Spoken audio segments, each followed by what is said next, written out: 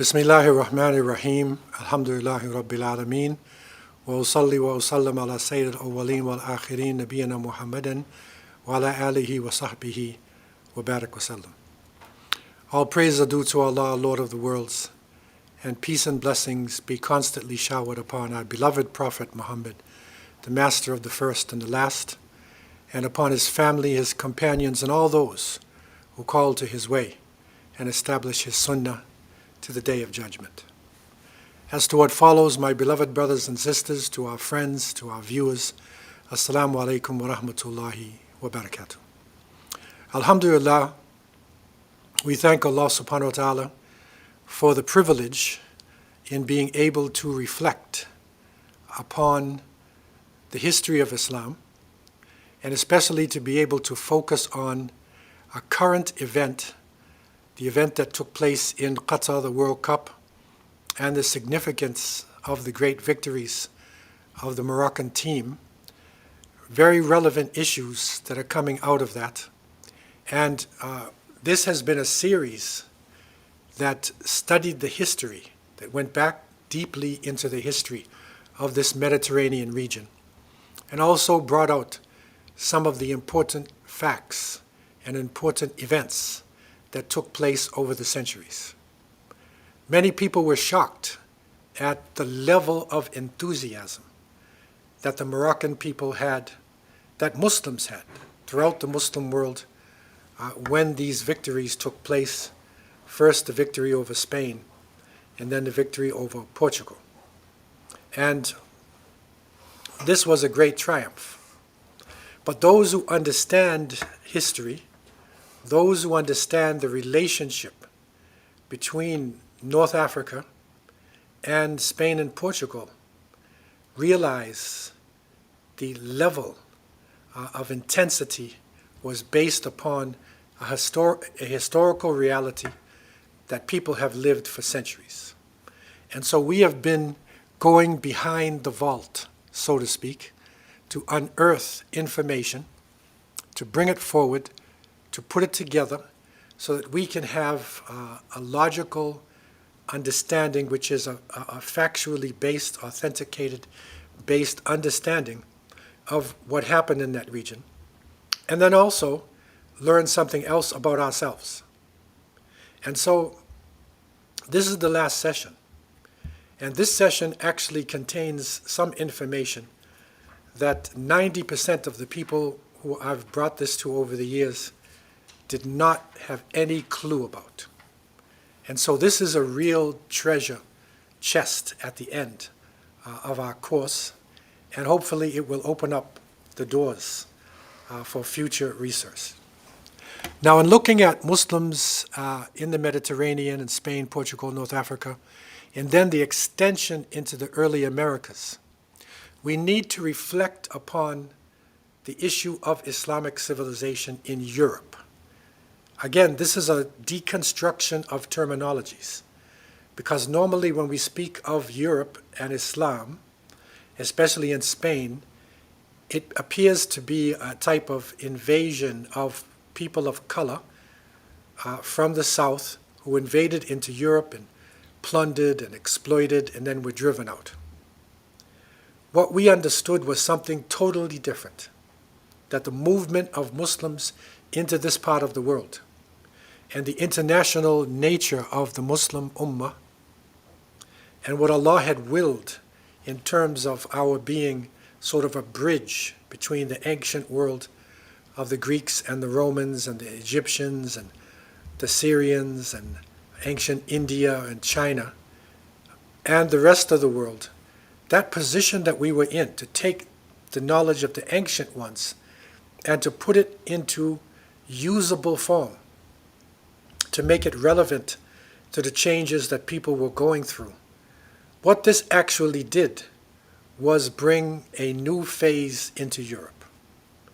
And it could be said that we actually introduced tolerance and civil involvement, and we increased the understanding of science and the arts. We were able to revive the knowledge of the ancient Greeks, the mathematics, the philosophy, and to literally take Europe from its dark ages into a type of renaissance or a type of rebirth that we are still living in today. And so, to deconstruct this and put it back, we could say Islamic civilization in Europe. And this should be studied as part of European history, as part of world history, and not just an aside that is studied by students in universities who take Islamic studies courses. No, this Renaissance was of critical importance to the history of Europe, and now we can see we are still living with the fruits of this Renaissance, whether they be positive fruits or rotten fruits, but we're living in it. And so this is the first understanding that we need in order to fully recognize what happened with Islam or Muslims in the Americas. We also recognize that with the height of civilization that Muslims had gone to, that we were guilty in a sense of bringing ourselves down. And it's not right for us to continue to blame people on the outside for what happened to us. No doubt they had an influence, but the real issue is in ourselves. And we had learned that Allah subhanahu wa ta'ala has told us in His glorious book in Surah Al-Ra'd and in other places, إِنَّ اللَّهَ لَا يُغَيِّرُ مَا بِقَوْمٍ حَتَّى يُغَيِّرُ مَا بِأَنفُسِهِمْ. Allah will not change the condition of a people until they change that which is in themselves. So you can look at this in two ways. That if people are in a lowly condition, that Allah will not change their condition until they begin to change their bad qualities in their hearts and in their practices. But the other way is that if if Muslims are in high position or people are in high positions, they're very strong and they change themselves. They become greedy. They become tribalistic. They love the life of this world.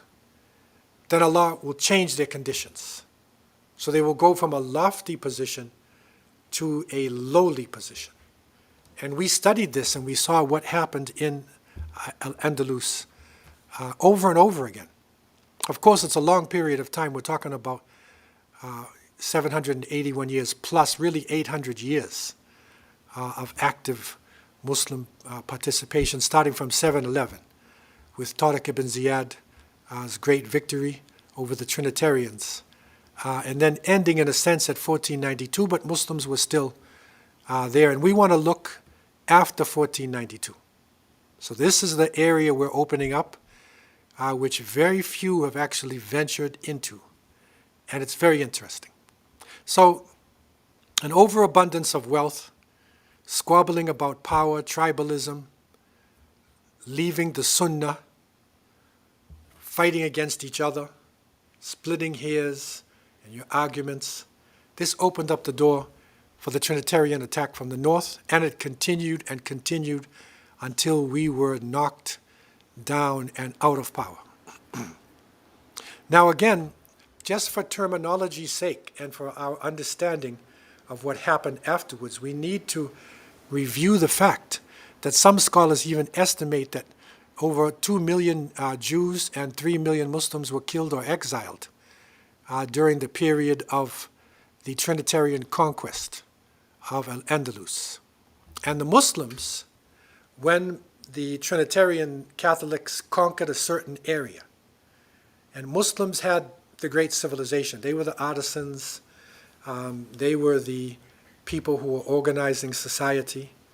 The Jewish people were also very powerful in education, very powerful in wealth management. And so they needed to do something with us, control us, but not get rid of us, because they didn't have the civilization. And so in this case, the Muslims in general were labeled as Moors. So that's why you see Othello in Shakespeare, the Moor. And you'll still see some people using this terminology. But we have to recognize that it comes from moros, which mean dark-skinned people in Latin. So it's like saying colored people. It's like saying Negro people in America. That's the same term that was being used. Negro in Spanish means black. And so in the conquered areas, the Muslims who submitted were called Mudahares. And that comes from Mudajjal or Mudajjan. And the Spanish, they say Mudahares, they don't pronounce the J. And so Mudajjal is somebody who is like living in a lie, Dajjal. Okay, so these are Muslims who submitted and thought that they were still practicing their Islam, but they submitted to the Trinitarian authority, and they lived within those conquered areas. And later on, when the next stage of colonization and oppression happened, the Muslims were then forced to baptize. And this is the Inquisition. This is where you are put in front of an inquisitor, and if you don't accept Trinity, you could be burned alive. So this would include Muslims, Jews, even people amongst the Christians who believed in one God, who refused to accept the Council of Nicaea. So in this case, those who did not die at the stake or fight to their death or migrate, they were baptized, became Christians, went to church, did everything they had to do, but inside they were still Muslims. So these people are known as Morescos. And you could say a Christian Moor, in a sense, baptized Moor. The Jews were known as Morenos or Conversos. So these are the terminologies that are being used. And when you go through Spanish history, after 1492, Portuguese history, and you start to look at the colonies and the expansions, then you'll see these terminologies coming up. Most people do not understand the significance of the term Morescos or Morenos. Very significant term.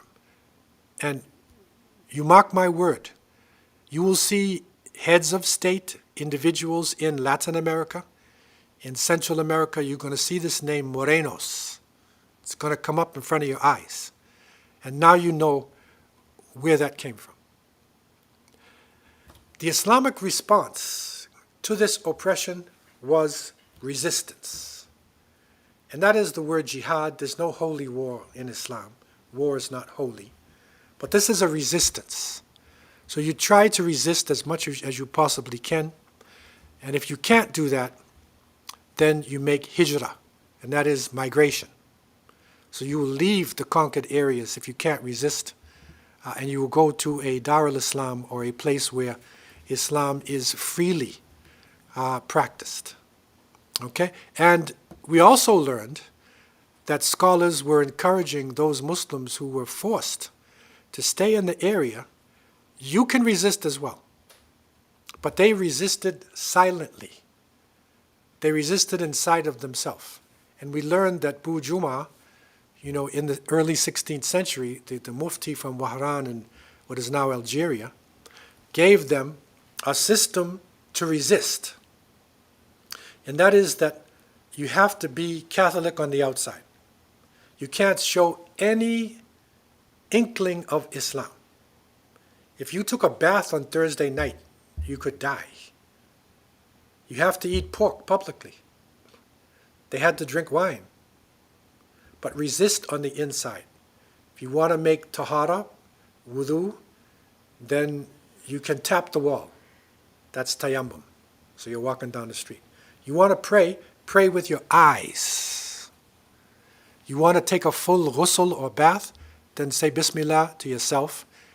Swim in the water. Your whole body's touched. Your weddings have to be done in the church, funerals, in the Catholic form, in the middle of the night, do a janazah, do a nikah. So there was actually a system set up that Muslims could resist and continue the struggle. But that wasn't enough, because after a period of time, how much can you resist? your children are growing up in this background, very difficult to live under these conditions. And so people were leaving out of Portugal and Spain in large numbers. And these are refugees to a certain extent. We would say muhajirin. They are people who are migrants who are leaving. And these migrants spread all over the Muslim world, all over North Africa, especially Morocco and Libya, and to Egypt, Tunisia, but actually in Turkey, Istanbul, all over the Muslim world. And even we're now going to find out to other parts of the world that they actually spread as well. Many of them who could not actually run away and were trying to leave, they might have been captured and made slaves. And they were put on the boats. And this is why when you talk about Christopher Columbus, and remember in 1492, when Abu Abdullah signed the treaty to give away Granada, Columbus was there. And he offered a means of getting riches to the Spanish in the New World. And so there's documented proof, I'm not saying 100%, but there's very strong proof that Columbus himself was Jewish. And he was providing also a way for the conversos, the Jewish people, to be able to go into the New World and to be able to, live their lives somehow in that part of the world.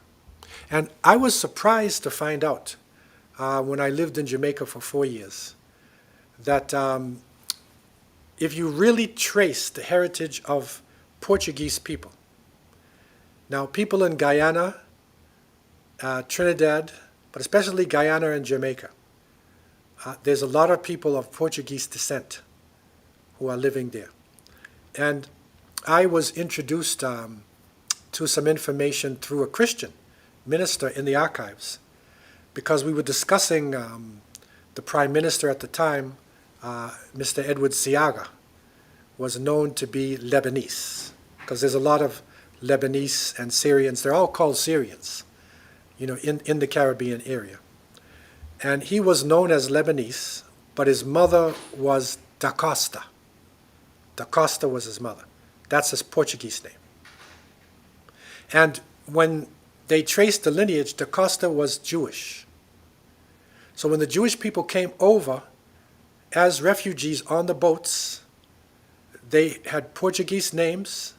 They hid within that converso identity. And later on, when the British came and they offered freedom of religion, then they came out and they announced that they were Jewish. So some say the oldest synagogue in the Western world is in Jamaica. Others say it's in Barbados. It's the same type of issue that happened, that when the British gave freedom of religion, then they actually were able to establish a synagogue. Muslims were not so fortunate because we were at odds.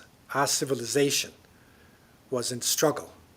So therefore, the colonial powers could not allow Muslims really to come to the surface. So what we're having here now, visualize Portugal, Spain, and then waves of people coming out. And especially you will see the Portuguese in the beginning, they are really the masters of the sea. And that is because that the ports of the Islamic Navy was actually in Portugal, because that's the one that's facing the Atlantic, Lisbon. Lisbon was the main base for Islamic naval operations. So it was the Portuguese, really, who were the first from Al-Andalus to come out, as a group. And then, of course, the Spanish were following along, after that. And the Spanish are stronger than the Portuguese because of the size of the country. So you have people escaping, enslaved. You have some people resisting in any possible way that they could. So that was the scene. And we want to look at the history after Columbus from our perspective, not from the perspective that is coming to you in the history books, sometimes in the movies. We want to look at it from our perspective. And one of the groups that became popular in terms of resistance, it was called the Barbary Pirates. And of course, pirates have come into our literature, even into our movies, and as our stars, pirates with the skull and the crossbones, which is really a Masonic sign. But anyhow, it's all mixed up and confused. But remember, when you say Barbary pirates, Barbary is Berber. Remember, the Berber is Amazigh. So the Amazigh are the North African people. And so these were literally people on the sea. We use the term sometimes corsairs, which is like the Turkish, navy and others. So literally the Berber Muslim corsairs and the other people, Muslims who were struggling in the Mediterranean region, this is really what the original Barbary pirates were. Okay, they were literally mujahideen in many cases. Of course, some of them got into the plunder and whatnot, but primarily they were mujahideen who were struggling against the Portuguese and the Spanish.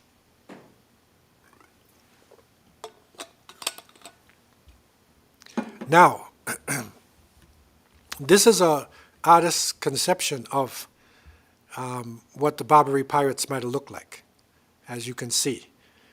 And that's something much different than the pirates that you see in the movies.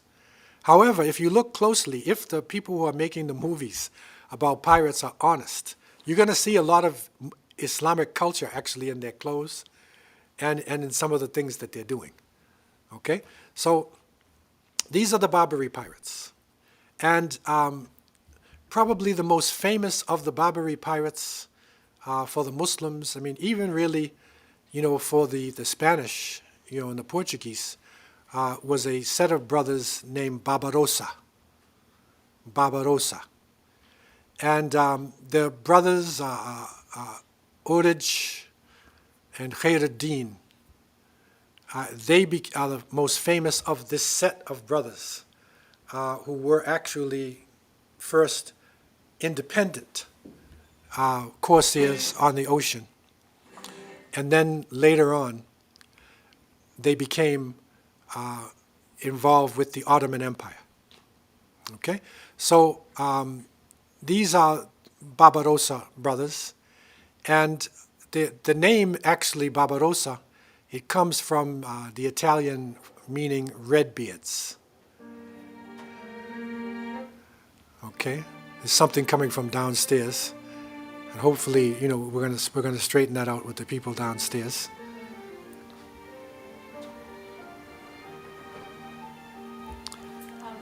Yeah. So, nice background for our last class, but inshallah we'll end soon. So, the Barbarossa brothers, okay, and the most famous became Khairuddin Barbarossa. And Barbarossa actually means red beard. And if you looked up the word Barbarossa, you see some mention of them, but most of them is famous red-bearded Europeans who were kings or leaders or whatever. But this is how they became known, because the older brother, he actually had a reddish beard. And then his younger brother, Khairuddin, he dyed his beard red when he got older, because this was sort of like their reputation. What is interesting about that is that one of the corsairs, English corsair, and this is a person who was a naval fighter for the British. His name was Jack Ward, or John Ward. Okay, and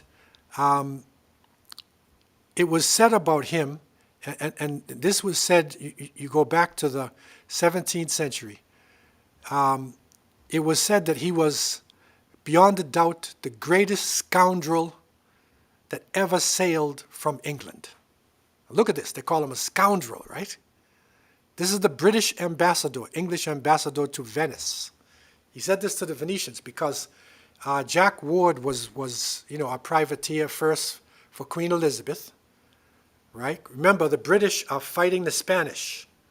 Remember the Spanish-English War, the Armada, and all of that struggle that's going on. And so he was first fighting against the Spanish, and then because of disappointments that he had, with the English, leadership, he went on his own. And he won some great victories. He eventually captured a major vessel around 1603, and he sailed to Tunis, to Tunisia. And it's a long story, but basically he and his crew eventually converted to Islam. Okay, so this is now Jack Ward, Captain Jack Ward, okay, and his name became Yusuf Rais. So that was his Muslim name. And he was very successful. He became very rich, and he lived in Tunisia there until he died from the plague at around 70 years old. Now, where's the confusion, the tricknology, the wrong information that comes to us? That is that one of the popular movies, of the 21st century, one of the popular movies is called Pirates of the Caribbean. Okay, and Johnny Depp, you can see him in the middle. And this is a very famous series, of movies. But actually, his name is Jack Sparrow. So if you follow into the movie, his name is Jack as well, right? He actually took the role of Captain Jack Ward.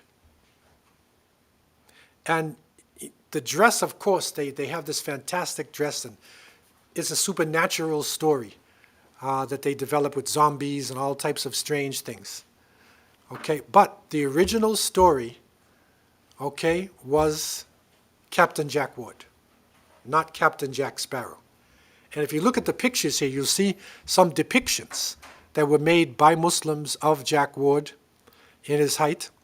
Also, drawings that were done of him in his fight, against the British, against Spanish. He became a great hero in the Muslim world, especially in North Africa. So again, this is history, true history, or his story, right? So his story is Jack Sparrow, right? That's the confusion. But the real history is Captain Jack Ward. And he was actually part of the resistance movement. So this is the resistance. Now again, we have to recognize, why is there such a reaction amongst the Moroccans, the North Africans, to defeating the Spanish in a little soccer game? Because constant confusion that was going on, fighting that was happening over centuries between North Africa and Portugal, but especially Spain. And the Spanish, when they left from Spain and went into the Atlantic, and Columbus then bumped into America on his way to India, they recognized that there were lands across the sea. They recognized that there was potentially gold there, there was power there. There are so many products that actually came from the Americas into Europe and into other parts of the world. You'd be shocked to know that corn, that everybody eats corn all over the world, it comes from Mexico. That's where it originated. That tomatoes originated in this part of the world. Potatoes, and you think of potatoes with the Irish people in the famine, potatoes actually originated in the Americas. And during the Great Famine, it was one of the sultans, of the Ottomans, who sent boatloads of potatoes to the Irish people that they could survive. So potatoes are not Irish. It comes from the Americas. So there was a lot there in the Americas. 73 million people. 2,000 separate languages. Great civilizations like Aztecs and Incas and Mayans. North America, amazing groups of the indigenous people. The basis of the Constitution of the United States actually came from the Iroquois Confederacy. Because Benjamin Franklin, remember, when the United States is putting themselves together as a country, they needed a constitution. So how could you have separate states?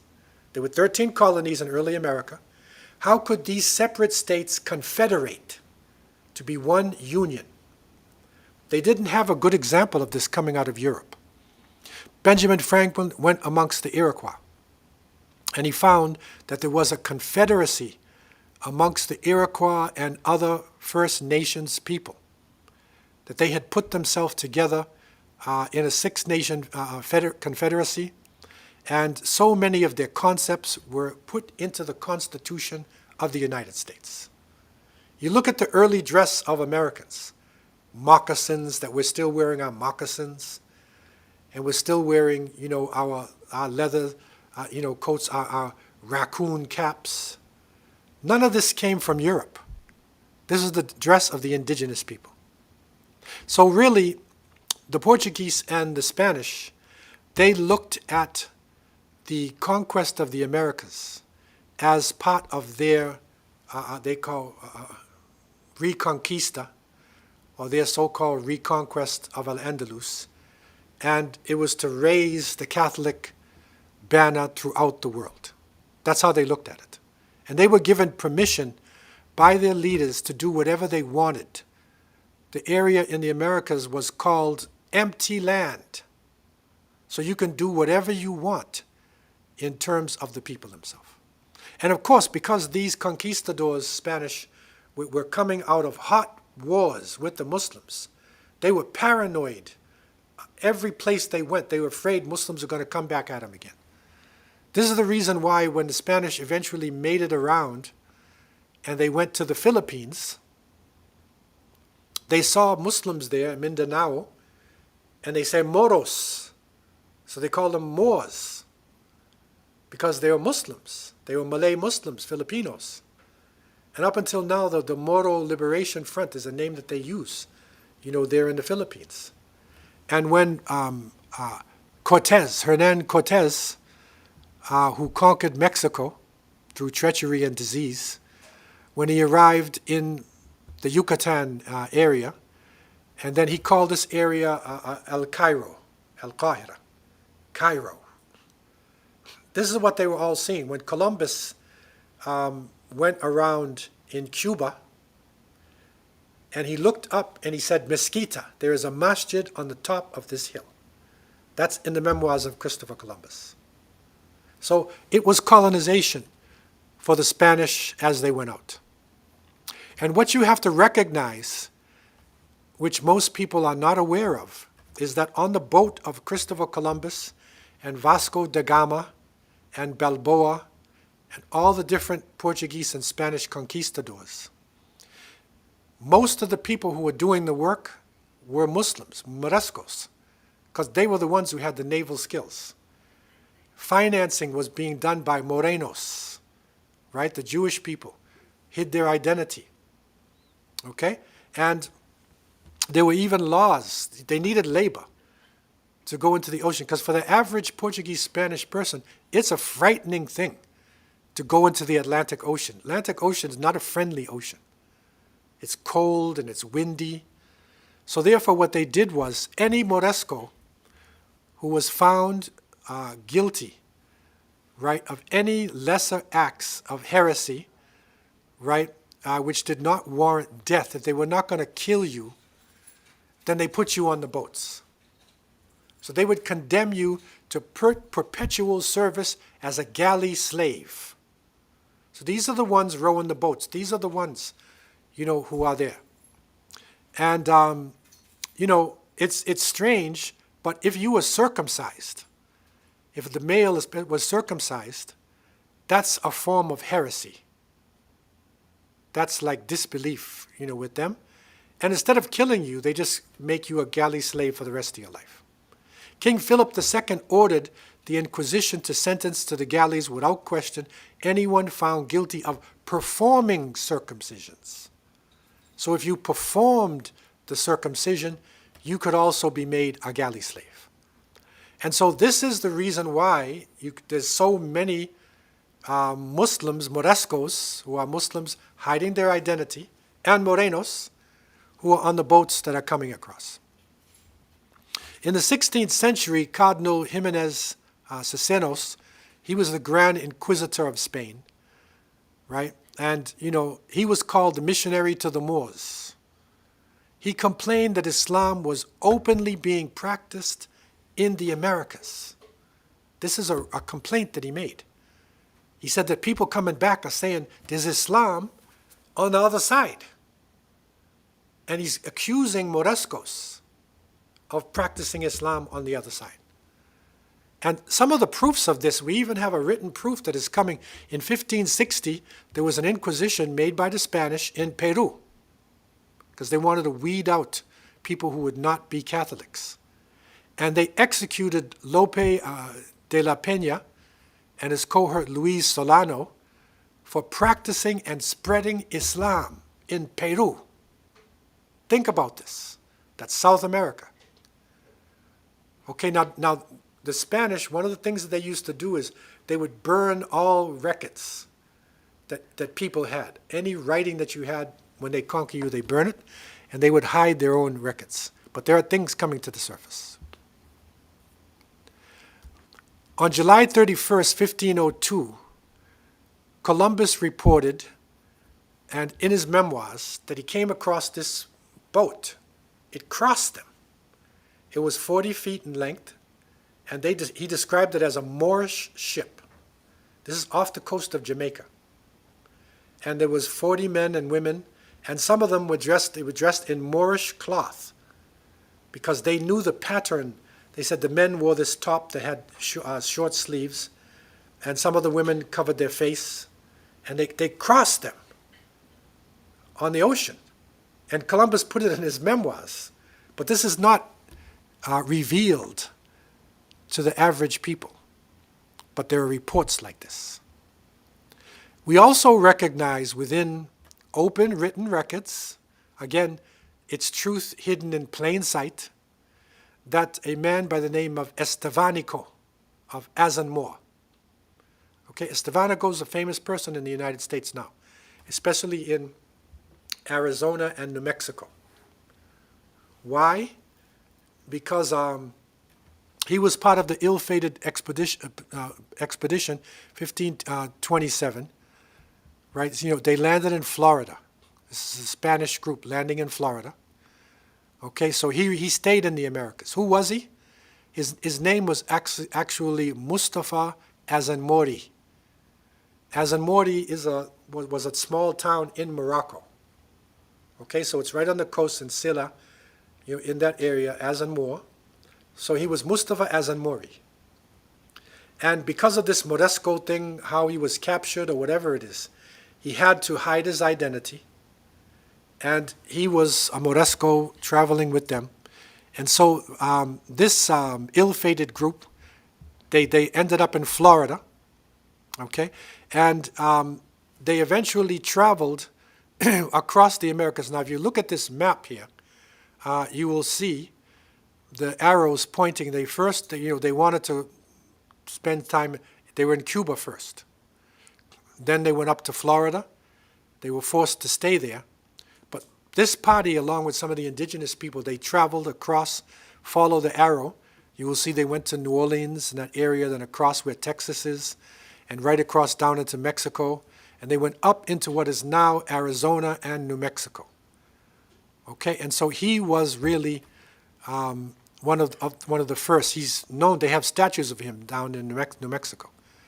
Estevanico, they call him. But he was really, they say Estevanico the Moor. So they would even recognize the Moor. Okay, so this again, these are Muslims somehow coming across and having an impact in the Americas. Okay, it's knowledge hidden in plain sight. In 1566, now this is before the British, right? The Spanish established St. Helena, South Carolina, one of their bases of operations. But it was captured by the English in 1567. Now, many of the inhabitants of St. Helena fled into the mountains. So they went, because there's a mountain chain there, they went up into this Appalachian, this mountain chain, South Carolina, especially North Carolina, and then you go into the high Appalachians. So they fled into the area. So this is a Spanish colony now. And the colony, the workers in the colony, to a great extent, are made up of these galley slaves and the people who, many of them, are actually Muslims. And this is a map of what America used to look like. And it's shocking for a lot of people whose minds are only fixed upon the borders today. If you look on the right side, the 13 colonies of America only is where the darkened portion is on the right side. That's what America originally was. When independence, was called, and the Constitution and all that, they didn't have California. They didn't have the Midwest. None of that. They eventually started to expand, and they bought territory, they fought for territory. The French sold them what they call Louisiana in 1803. So that area is right up north. It goes right up north to really to the borders where Canada is, because this is where the British were up in the north. But in the Midwest, that was French territory. And then the Spanish-American Wars and what was going on. Now look at Spanish Mexico. So the area now that we now know as New Mexico, Arizona, California, right, even Nevada and these areas, right, this was actually Spanish territory. This is Mexico. And that's the reason why the Spanish language is now, the top language after English in America right now. They're the fastest growing minority. Because actually a great part of this country was part of the indigenous, we say Spanish, but it's really Latino. They are indigenous people who lived in this area. And the great Aztec civilization. They had pyramids. So it was a powerful civilization. They're not weak people. But that's all covered over with his story. So you have the Alamo fighting against the Mexicans. And now you see the Latino people, Mexicans, on the border trying to get into the United States to say, why are you foreigners coming in? That was their territory before. It's only a couple hundred years, right? So some of them want to go home when they're actually trying to cross the border. What is important to understand now is that the British were fighting the Spanish. So even though the British, who were coming as a world power, remember the first powers is, first coming out of Portugal and Spain, right, because of Al-Andalus. And then the French now get really strong because they conquer some areas. Now the British start to come on. And the British were in competition with the Spanish, fighting them.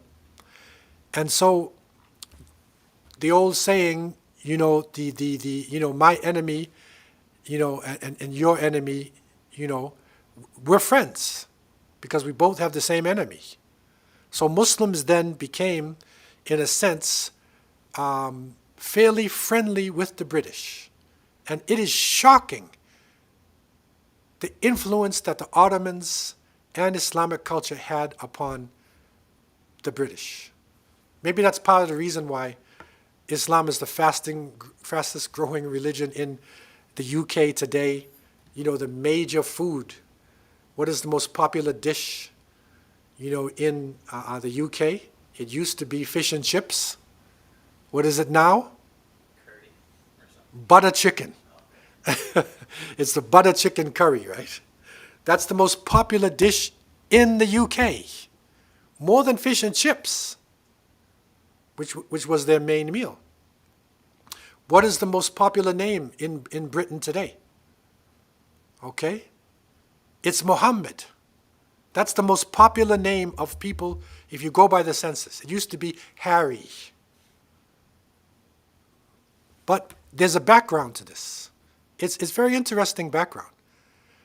Because Britain, the English, they were one of the first people to actually start adopting coffee, drinking coffee outside the Muslim world. Coffee had come from Ethiopia, and then it went to Yemen. The Ottomans took it made it international. They started making coffee houses. And these coffee houses in Istanbul and in Ottoman lands was a place where you gather together, where you talk, and sometimes politics and all kinds of things go on in coffee houses. The British adopted this. And at first, it was frowned upon. They drink their beer, they have their own. But now, these coffee houses became places for intellectuals. And coffee was a Muslim drink. Now, could you imagine this? Coffee was a Muslim drink. It was not a European drink. Tell an American now, his Dunkin' Donuts. Tell a Canadian, Tim Hortons. Was a Muslim drink that you're drinking. It would be shocking to them. So there was a lot of cooperation that went on in the 16th century between the British and the Muslims. Look at this picture here. This is Abdullah ibn Mas'ud ibn Muhammad ibn Anun. Now, he was the principal secretary to the Moroccan ruler Moulay Ahmed al-Mansour. And he was the ambassador to the court of Queen Elizabeth I of England in 1600 to promote the establishment of Anglo-Moroccan alliance. Look at how he's dressed. Look at his turban. Look at his sword. He's the ambassador to the court. Today, they would think he's a terrorist. This is the ambassador. And Muslims in those days had izzah. They didn't put on suits and ties. Right? They wore their dress. And they influenced other societies. And this is interesting because in 1586, Sir Francis Drake, who was one of the greatest admirals of the British, fighting the Portuguese and the Spanish on the oceans, it is reported that with 30 ships, he raided the Portuguese in Brazil. He freed 300 Moorish galley slaves. Okay? Now, he wanted to drop them off maybe in Cuba or somewhere. He ended up in Roanoke, Virginia. The island is Virginia, off the coast of Virginia. And the British people who were suffering at that time in America, they wanted to go home. So he left off the 300 Moorish galley slaves. He left them off in Roanoke. Okay? And there are other Spanish records, talking about the Moors. Now, generally, they would say Moors. The English, in their records, when you go through their records, they are less generic. Now, they would describe, for instance, the galley slaves like this. They say Turks, Moors, Greeks, Frenchmen, and Negroes. So that would be Africans. Okay, so they try to get more specific, although Negro, is not a specific term. Many of those African people could have been Muslims, as well. Moor is a vague term as well, right? That's a vague term. Okay? Now, look at these records. These are American records. In 1654, English explorers learned from the southeast indigenous people of bearded Portuguese silversmiths. They were said to drop to their knees many times daily and pray. And they said many of them, they were bearded. What do you think that they were doing? Dropping to their knees. They were making salat. That's in American record books. Now, the term that they use, you'll see it over and over again. They say Portuguese, or Guichi, or Portuguese. They would generally describe this group as Portuguese group. Okay? In 1784, Tennessee Governor John Sevier, he met with some of these people. He put it in his records. In 1700, Jonathan Swift, an Englishman, married what he called Mecca Indian. He called her a Mecca Indian. Now, this is a picture of one of these people, who were there. And the term is being called Melungeons. Now, as far as the 18th century, these Melungeons, they recognized they were Moorish descent. Now, Judge Lewis Shepard, who had defended a Melungeon girl, that's a picture of her. Look what she looks like in the picture. He had defended a Melungeon girl in a famous Tennessee case in 1872 regarding interracial marriage. Because white people, European people, are not supposed to marry natives, that they call Indians, or Africans, that they call blacks, right? They're not supposed to do that. But he defended her, and he said they were Portuguese Moors.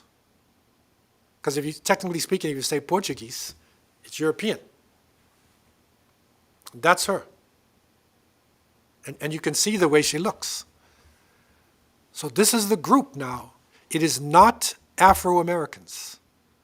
It is not native indigenous Americans. They are not regular Europeans. There's something different. And they're not actually Portuguese. If you really look at their DNA, they're not actually Portuguese. That's the question. So the Melungeon, there's a lot of discussion about this. That's the term they started to be known as. And in Turkish, it means people whose life has been cursed. And in some reports, they say Melungeon.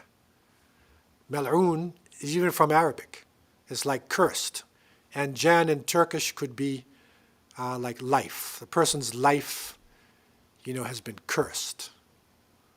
Melungeon, Melungeon. And this group is identified in the Appalachian regions in the United States. Okay, especially West Virginia and places, that's Appalachians, right? High North Carolina. Now, that's one of the Melungeon groups. Look at the people there. Look at their faces. In 1990, Dr. James Guthrie found that blood samples of these people were the same as the population of North Africa, Turkey, Iraq, and the Mediterranean region. Because then they were studying blood, right? They had reached the point where they could get samples and look in your DNA, and they're looking at your blood. They said, no, wait a minute. This is like Turkish, North African, Iraqi, Mediterranean. And they also suffered from a disease, sarcoidosis. This is a nerve-based disease. And it is, people of North Africa have this disease. Mediterranean people. They suffered from it. And so Melungeons, some call Christianized Portuguese Moors. That's a mouthful there. Christianized Portuguese Moors. Okay? And they say these people must have fled to America because of the Inquisition. That was the only way that they could put it together. Because Moors, again, they don't realize what Moors actually means. Moors is Muslims. Because that's the general term, as we learned, that was being used for the Muslims in the conquered areas of Spain. That's one of the Melungeons. Now, today, what's interesting is that the Melungeons can be found today all over the United States, especially on the East Coast. And they were usually classified as a separate people. They're not classified as black, white, or Indian. They're a separate group. And they're all over the place. It's really Southeast America that you find the most. Brent Kennedy, who is one of the Melungeons, he actually wrote a book, The Melungeons. And what he showed, he did a study. It was based upon his sarcoidosis. He was trying to find out a cure for this nerve-based disease. And then he realized this is a North African, Mediterranean type of, condition. And then he started tracing, and all these things started coming forward. And he wrote this book called The Melungeons. Now, what he found out is if you live in the southeast part of America, and your name is one of these names, you could be Melungeon. Adams, Adkins, Bell, Bennett, Berry, Bowling, Chavis, Coleman, Collins, Gibson, Goins, Hall, Jackson, Lopez, Moore, Mullins, Nash, Robinson, Sexton, and Williams. Now, amongst African Americans, especially in this part, these are popular names. And I literally taught a class in New York about this issue some years ago, and one of the sisters said, I'm a Melungeon. She never knew that. She always knew that her family was something different. And she said, I'm one of the Melungeons. And it's shocking. Again, these are people who came from Spain, Portugal, North Africa, who came across after Columbus. Who are some of the famous Melungeons? This is a shock too for people. Andrew Jackson, President of the United States. Okay. Nancy Hanks, the mother of President Abraham Lincoln. His mother was Melungeon. This is heavy if you want to rewrite American history. His mother might have Muslim roots. If you want to rewrite the history of this country and really bring out the actual story. And this one will really change things for a lot of people, not this generation so much, but the little generation before. Elvis Presley. How many people love Elvis? He's Melungeon. Look at Elvis's face. Look at that look. If you put on, the Emirati, Iqal and whatnot, look at him. He's a Saudi, he looks like.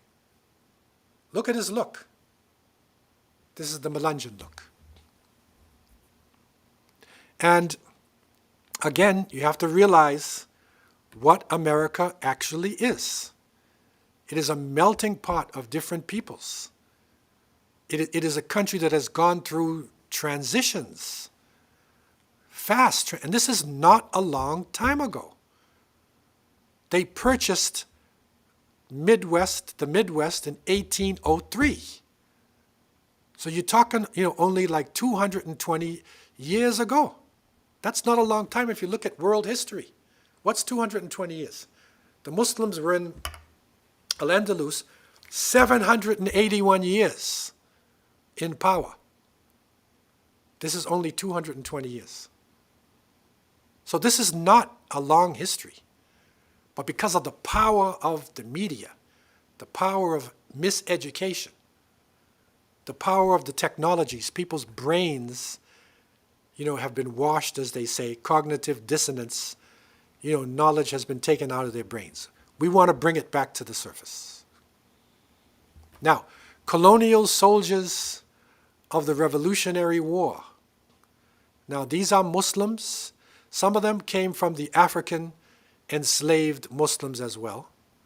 Some of them could have come from the Melungeons, other people. Look at some of the names. These are recorded names. Yusuf ben Ali. He was known as Joseph ben Haley. He fought with General Sumter in South Carolina, 1732, right? Bampit Muhammad. He was a corporal in the Revolutionary War. That's when the Americans fought the British for their independence. Okay, this is his service records, 1775 to 1783. It's in Virginia. Peter Salim was probably Salim. His slave name was Peter Buckminster, who fought in Massachusetts in early 1970s. He was honored in 1970s with a postage stamp.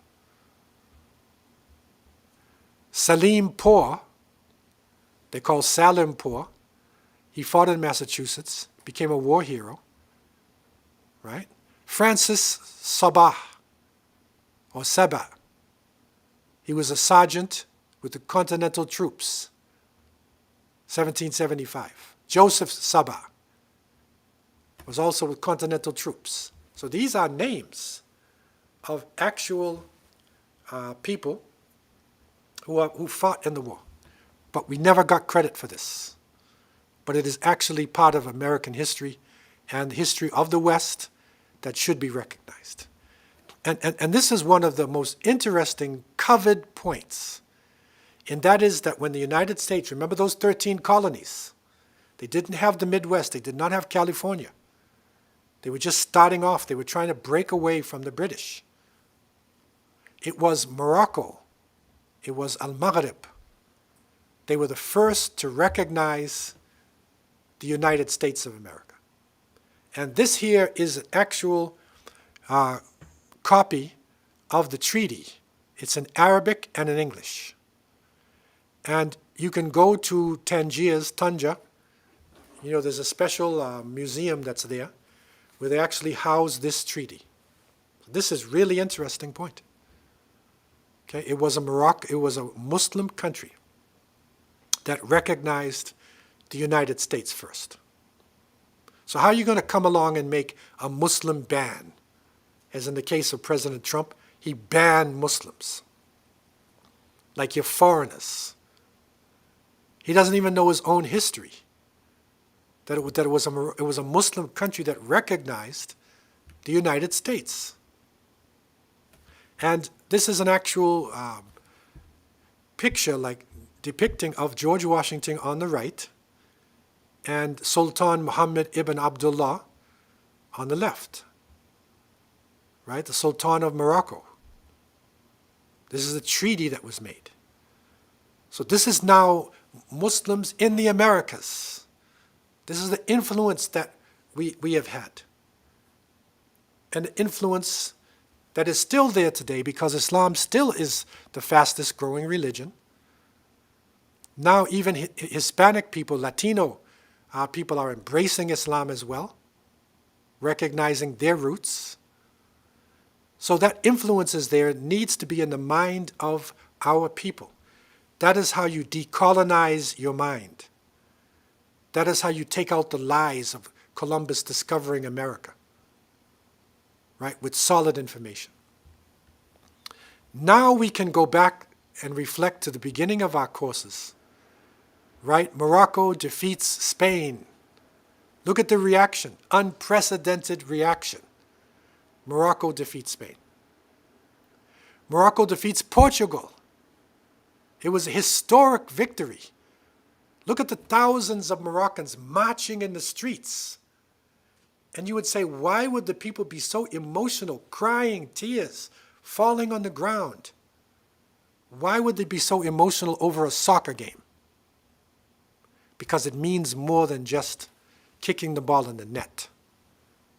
Right? This is part of payback, you know, for what happened over the centuries, and it is a historic struggle. So for those of you who want some references for this, there is, in Arabic, there's a book by Dr. Ali Kattani, In Bi'ath al-Islam fil Andalus. It may be, I'm not sure if it's translated, but it's an excellent book if you can have it for Arabic-speaking people.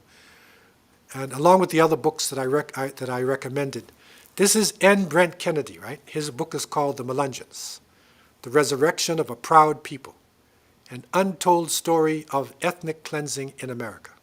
So you can get this book at the Mercer University Press. And Dr. Umar Farouk Abdullah, who is a well-known Islamic scholar, American scholar, he did an article called Turks, Moors, and Morescos in Early America. It's an excellent article as well, right? And this is where you can get it. His group is An-Nawawi, annawawi.org. Okay, is the name of his group. And it's an excellent article, you know, there as well. Okay, so I want to open up the floor for any questions that anybody may have, you know, concerning the Muslims in the Americas after Columbus. Okay, floor is open. Yeah. Can you see if Tahmid is he there? Yeah. Okay, yeah, go ahead. I have a question from the previous class. We kind of went through that South America the Americas were discovered before Columbus. So the Muslims that were on Christopher's boat, did they know that it was already discovered before they went on that discovery expedition? Yeah, actually, Columbus himself knew that people were going back and forth. So you know, you see in his memoirs, he said dugout canoes are leaving West Africa, and they're going across, you know, into the ocean. So he knew, and he probably informed the Morescos who were on the boat because they were looking for land. And it is said that one of the Morescos, Rodrigo de Triana, he was actually the first person to sight land because this is in the Bahamas. But Columbus, of course, took credit for it. But it was one of the Morescos who sighted land first. Okay, and but it was a shock for everybody when they actually stepped on land on the other side. Because for centuries the Europeans thought that this ocean cannot be crossed. Muslims knew that there was something to cross.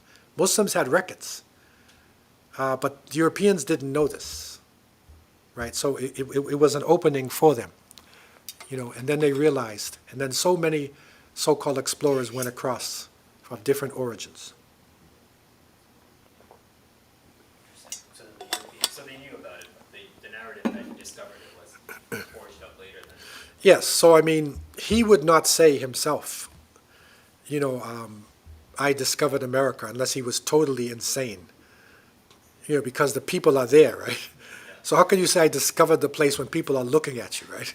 You have to be out of your mind. But somebody who wants to exploit history for domination would then say, we discovered America, meaning you take credit for it. You're the first civilized people.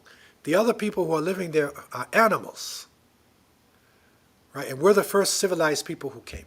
That's the colonial mentality. That's domination. It's educational imperialism is what it actually is. We want to see if there's any questions online that anybody has. We have one question here. Are there any records of descents in Moriscos and Canada? Or presence? We don't actually have records of Moriscos in Canada itself. No, there are records of African Muslim ex-slaves who came up, because you have to recognize that there was slavery in Canada as well, not just in America. So there was slavery. But really, the northern part here, Jacques Cartier and the Europeans who first came in, generally speaking, the people who went across, if you look at the equatorial currents, because they were following the currents that take you from Spain or from North Africa, it will take you right into Brazil or into Barbados or right up into, the United States. But they normally went to the south, because it was in the South and the Caribbean, South America. That's the fertile place.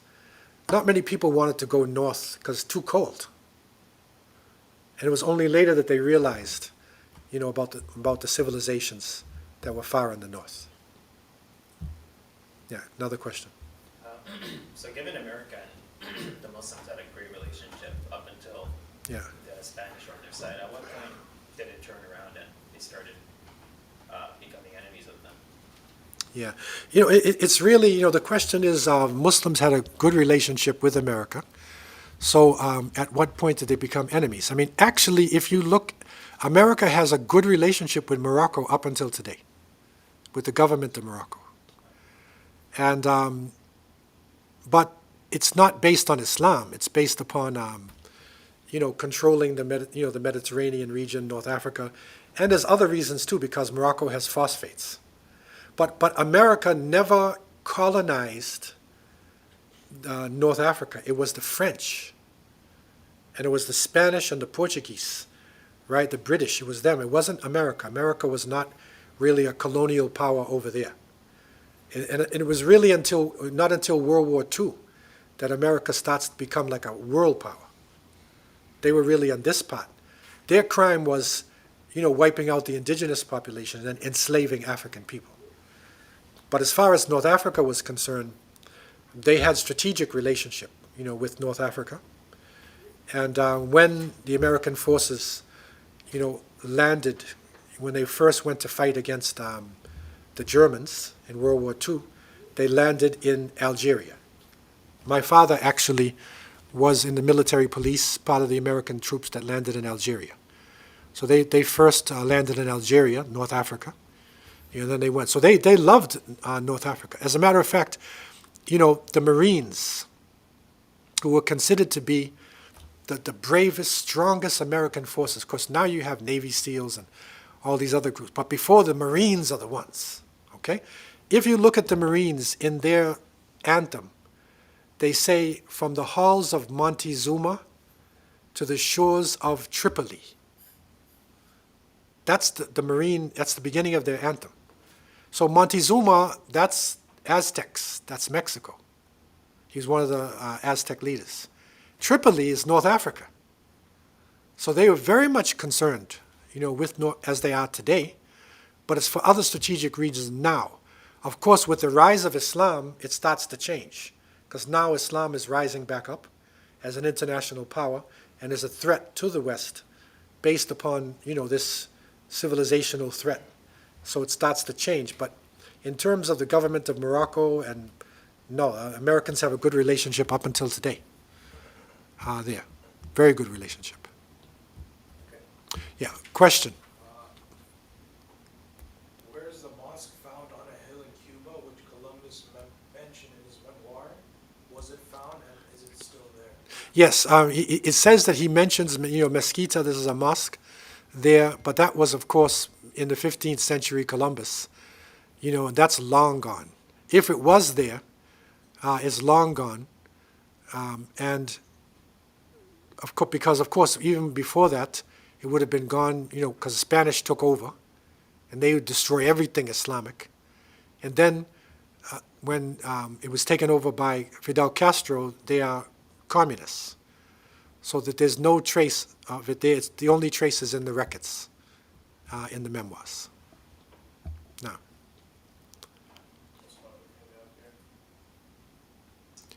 I have yeah. one last question. So, how would you categorize all the different ways the Muslims came to the Americas? So I have they came as refugees, as explorers, under expeditions under the Spanish and Portuguese. Yeah.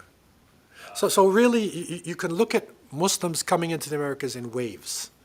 So the first wave would be as explorers and as business people. And that's the early waves before Columbus. And we talked about the people then coming in. Then there's a wave that comes after Columbus. And that is the wave of the Moriscos and that we studied today. But there is another significant wave that comes in. We haven't studied it in this particular course because we're dealing with Spain, Morocco, and Portugal, Mediterranean. But there's another significant wave, maybe the most significant wave, and that is Africans, African enslaved people. Because we now have proof that somewhere between 15 to 30% of the African enslaved people who were brought to the Americas were Muslims. It's a large percentage of African Americans, Afro-Caribbeans, Afro-South Americans were actually Muslim origin. And records are coming up now, documents are coming here. That's a whole nother study in itself. And then there's another wave coming in, and that is in the 19th century when they abolished slavery. That is indentured laborers. So when the British, when they abolished slavery, they hired people from India and from Indonesia and Malaysia, Java, to come in to work on a contract. So that's indentured laborers, and that's another wave. The majority were Hindus, but there was a percentage Muslim. That's in Guyana, in Trinidad, in Jamaica. Also in Suriname, there are many Javanese Muslims as well. So that's another significant wave, especially since in the slavery period, the slaves were not allowed to keep their identity. But during the indentured labor period, alhamdulillah, Muslims could keep their identity. So they built masjids, madrasas, and that's the presence of Islam for the most part in the Caribbean, and there today, is because of this. But there's another wave, and that is what you could call economic migration. And that is in the 20th century, when America needed, and Canada, when they needed people to open up and to settle in the Midwest. Remember the map in the Midwest. If you go back to the map, you will see that that whole center part is they need to colonize it. They need to bring wagon trains and settlers. In Canada, it was the Hudson Bay who actually sold to the early Canada that was on the East Coast. They sold the whole center part of Canada. Who's going to live there? Who's going to go there and live? So therefore, they opened up settlers, colonization. But because they were racist, and they ruled with racism, they would only take white people, people who could qualify as white-skinned. And because the British had a relationship with the Ottoman Empire, remember that. They had a relationship. So therefore, they opened up, and they put out signs and advertisements to people. If you want to live a new life, come to Canada, come to America. So many of the people on the wagon trains in the United States, the oldest mosque in America is in the Midwest. The oldest mosque in Canada is in Edmonton, Alberta, a Rashid mosque. And the first Muslims, known, recorded are Arabs, and they're Turks, and they're Albanians, and they're Muslims coming from the Ottoman Empire. Now, what happened was they ended up in Canada and America, and then they started to migrate south. And they went down through California and into Mexico and into Central America, and then down into South America. And when the Arabs reached South America, that's a whole nother study in itself. Because right now there's over 100,000 Arabs in Venezuela, in Caracas. There's a huge masjid. In Brazil, there are more Lebanese in Brazil than Lebanon. Chew on that one. There's more Lebanese in Brazil than in Lebanon in terms of their numbers, because they thrived. They thrived in that land. So if you go to Brazil now, in Sao Paulo and Rio de Janeiro, you find big masjids, Lebanese, Syrians, Palestinians. If you go all over the Caribbean region, Central America, you'll see, I traveled these areas, and I ran into Arabs. I can speak Arabic. I ran into Arabs on the Virgin Islands. Arabs control all the gas stations. Whatever. If you go down to Aruba and Curacao, these are Dutch islands off the coast of Venezuela. Arabs, they have huge masjids. If you go to Panama, I met Palestinians flying in helicopters because the canal. Arabs are all over the place. So that's what you could call economic migration. So that's the next wave of Muslims then coming in. And of course, in the 20th century now, you have people embracing Islam amongst the African Americans and Latinos. And then you have people returning to their Islam. So that's what we call deeper roots. That's our study of deeper roots. Okay? And so these are the waves. If you look at it like that, it makes sense, right? Then you can see the waves. Of course, there's a lot of complexity inside of it, but you can basically see the waves of Muslims coming into this region. Any other questions online? No questions. So alhamdulillah, this has been, our class, concerning, Muslims in Morocco, Spain, Portugal, North Africa, and then to the Americas.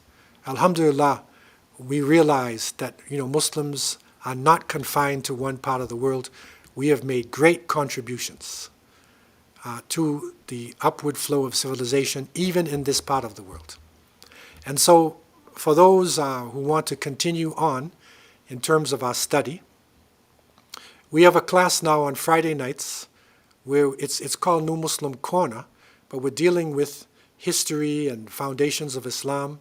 It's a popular class now, so we invite you also to come to that class Friday night at 7 o'clock. You can go to www.islam.ca, right? And you can come in just like this class. You can join on the class 7 o'clock on Friday evening. That will be continuing throughout the summer, inshallah, unless there are special occasions or unless I'm traveling. That will continue on, right straight through the summer, because we're getting a major response from people. Also, if you're online, Facebook, you can follow our site. It's Sheikh Abdullah Hakim Quick, public figure. So you can come onto our Facebook page or Instagram. And Instagram as well, abdullah.quick. You can catch us on Instagram. And our study continues. Alhamdulillah, we're so thankful for, the presence and, the interaction, that has happened. And if you've gained any knowledge, out of this, that is from Allah subhanahu wa ta'ala. And any mistakes are mine, and we ask Allah to forgive us for any mistakes. And subhanakallahumma bihamdika, nashhadu an la ilaha illa anta, nastaghfiruka wa natubu ilayk, wa akhir da'wana, and alhamdulillahi rabbil alameen. Wassalamu alaikum wa rahmatullahi wa barakatuh.